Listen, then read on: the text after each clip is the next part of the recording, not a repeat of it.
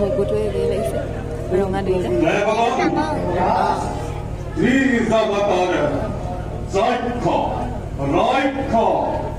নাগ নর আদি সকলরে চির আকাঙ্ক্ষিত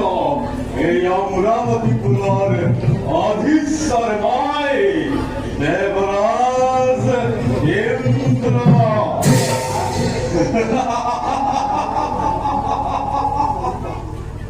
দেবগণ প্রকৃতির সমস্ত রূপ লাবণ্য সম্মিলিত করি বিধাতাই নিজ আকারে সৃষ্টি করা এই অমরাবতীপুর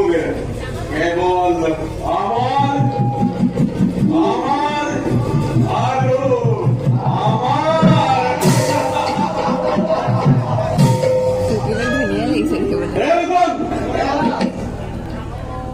অমরাবতীর নিষিদ্ধ সৌন্দর্য আৰু নন্দন কাননৰ মনোমোহা দৃশ্য দেখি অসুৰ আৰু দানৱসকলে অহৰহ মৃত্যুবৰণ কৰিব লাগিছে নাই ৰাতি নাই কেৱল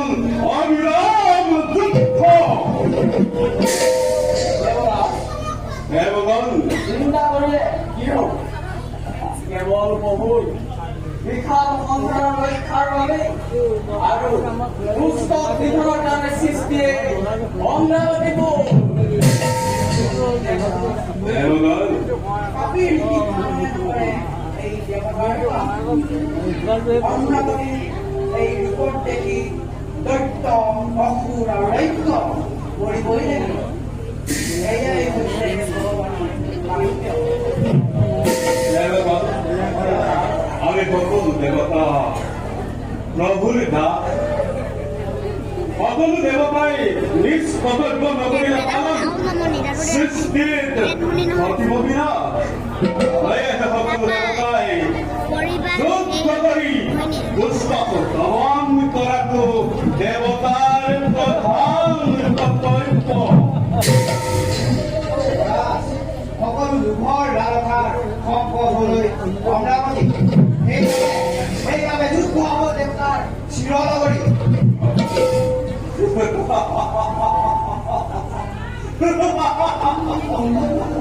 দেৱগণ সুখী হলো তোমালোকৰ সুমধুৰ বাক্য বহুমান অসুৰৰ লগত যুদ্ধ শাৰী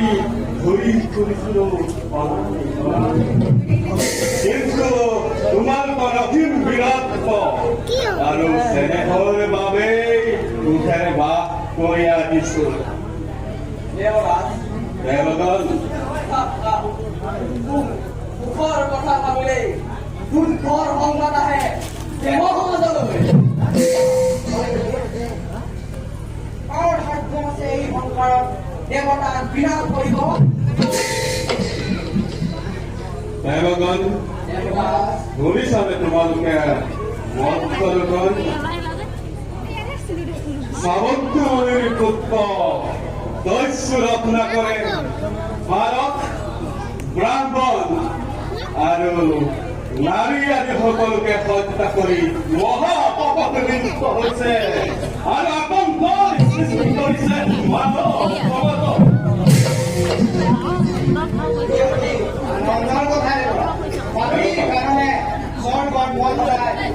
লাগিব সেইবাবে দেৱৰা অত্যাচাৰী ভাবে শত্ৰু বুলি নাভাবে মিত্ৰৰ কাৰণে কৰা পাপীৰ বাবে স্বৰ্গ বুলি নহয় কথাটি পাপেই তাৰ মনৰ উপযুক্ত কথা কৈছে দেৱগণ আৰু এটা কথা শুনা মথুৰাৰ ৰজা দুষ্ট নমুচিয়ে সমাজত নিজকে